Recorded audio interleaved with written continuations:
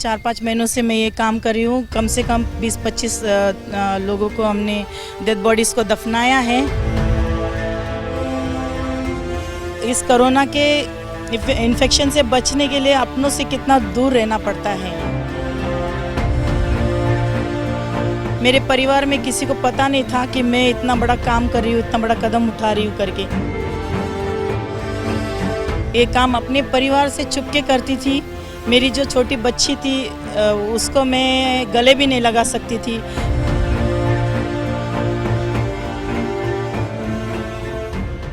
ज़िंदगी में मुश्किल काम भी होते हैं जो आम लोग आम तौर पे करते नहीं हैं या वहाँ से हट जाते हैं। जो लोग ये काम आसानी से कर जाते हैं उन्हें हम जिगरबाज या जाबाज या हिम्मत वाला कहते हैं। ऐसा ही एक व्यक्तिमत्व या ऐसा एक इंसान पुणे में है। एक मैडम है जो पिछले 2 महीने से पुणे में जो कोरोना वायरस, यानी वैसे तो दुनिया में कोरोना वायरस की महामारी फैली हुई है, लेकिन यहाँ पुणे में वो क्या कुछ काम कर रही है इस मुश्किल दौर में, उनसे बात करते हैं।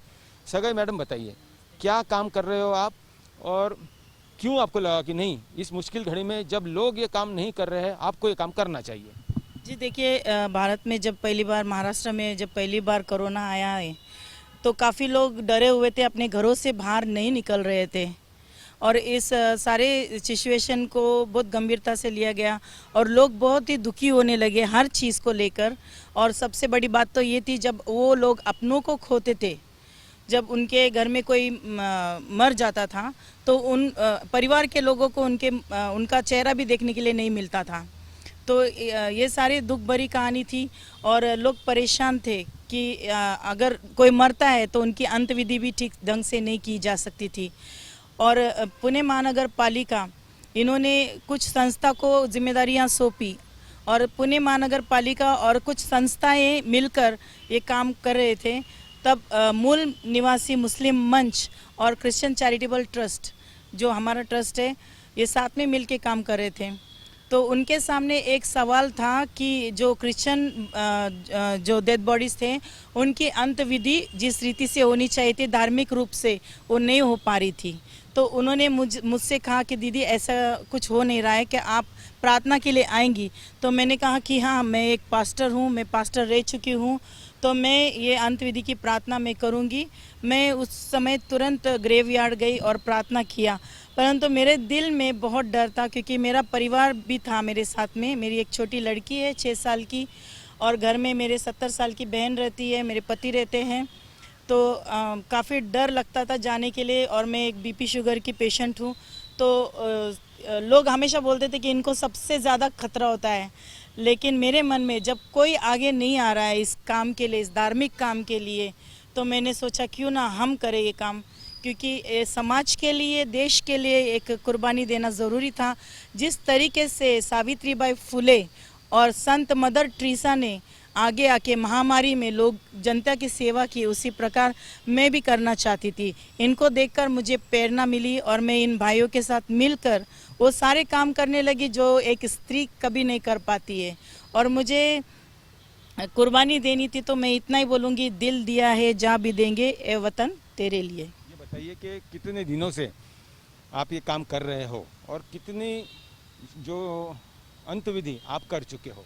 जी, पिछले 4-5 महीनों से मैं ये काम कर रही हूँ। कम से कम 20-25 लोगों को हमने डेड बॉडीज़ को दफनाया है और इस वजह से घर में एक डर सा माहौल रहता था। मैं ये काम अपने परिवार से छुपके करती थी।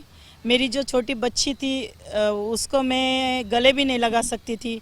मेरे परिवार में किसी को पता नहीं था कि मैं इतना बड़ा काम कर रही हूँ, इतना बड़ा कदम उठा रही हूँ करके।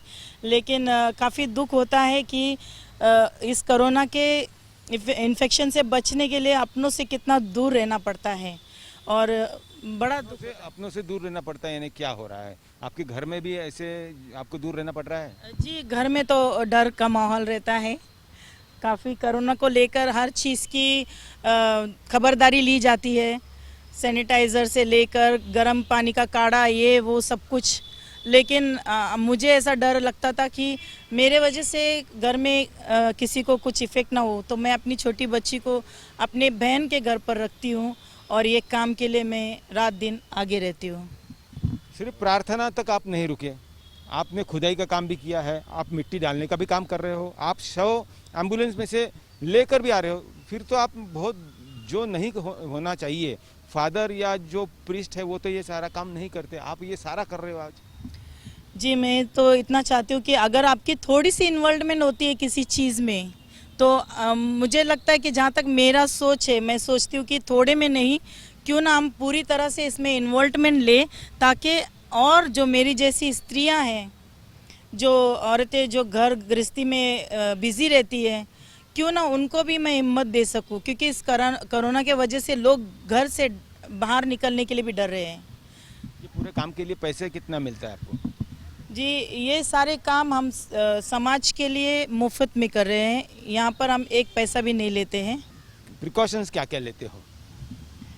जी देखिए, जब प्रिकॉशन ऐसा होता है कि जब हम डेड बॉडी कर रहे होते हैं तो हम पूरी तरह से किट पहनते हैं, पीपी किट पहनते हैं, सैनिटाइज़र करते हैं। फिर उसके बाद में हम पीपी किट उतारने के, बॉडी का जब दफन हो जाता है पूरी तरह से मिट्टी विट्टी डालने के बाद में हम आते हैं, पीपी किट को उतारते हैं, उतारने के बाद उसको जला देते हैं। जला देने के बाद में सभी लोगों को सैनिटाइज़र करते हैं हम, जितने भी लोग इसमें पार्टिसिपेंट रहते हैं उन सभी को हम सैनिटाइज़र करके फिर अपने घर आते हैं। घर आने के बाद हम स्नान करते हैं, गर्म पानी से डेटॉल डाल के स्नान करते हैं, फिर सैनिटाइज़र लगाते हैं, फिर भोजन करते हैं। आप क्या कहेंगे? आपने तुरंत इनको इजाज़त दे दी कि नहीं आप काम कर सकते हो, या आपको बताए बगैर ही ये चले गए थे? तो किसी के मैसेज के थ्रू से कि आपको प्रार्थना के लिए आना है, आप कर सकते हैं क्या? तो फिर हम लोग ने सोचा, मैंने सोचा कि क्या करना है, क्योंकि इनको बीपी है, शुगर है, हमारी 6 साल की बच्ची है, हमारा घर में एक सिस्टर है जिनका उम्र है 70। तो अगर देखने गया तो ये 70 साल की जो कोरोना जो है, जो ये बड़े उम्र में जो है उन लोग को जल्दी कैच करता है, बीपी शुगर जो है पेशेंट उनको जल्दी कैच करता है, और बच्ची को भी दूर रखना है। तो ये सारे चीज़ें जो है ये सामने थे हमारे, तो क्या करना है। लेकिन हम लोग ने सोचा, मैंने बोला नहीं, आपको चुना गया है, उसके लिए ये मैसेज आया है तो गो हेड। और बाकी हमारा जो भी हमारा सिस्टर है, हमारा कज़न है, इन लोग को हम लोग ने बोला कि किसी को नहीं बताएंगे हम घर से जा रहे, तो किसी को नहीं, हम जा रहे कुछ अलग काम से जा रहे। वैसे हम लोग घर से निकलने के और हम लोग काम करके आने के। अभी तो लोग तो इतना तलक तो किया, और हमको भी एक ताकत मिली कि कोई बात नहीं, अगर ऐसा कोरोना जो है उससे अगर डर कर हमको मरना है तो मरे तो जाने वाले हैं, लेकिन क्यों ना फेस करके हम लोग मरेंगे। ये हमारे अंदर में एक पैशन आ गया, अभी हम लोग फेस करेंगे। तो आपने सुना कि पुणे की एक जाबाज कहे, जिगरबाज कहे, हिम्मत वाली कहे, ऐसी ये महिला है जिसने बहुत ही बढ़िया काम किया है, और इनकी जितनी तारीफ करो उतनी कम है, ऐसा हम कहेंगे। कैमरामैन गोपाल हरने के साथ पंकज खेलकर, पुणे।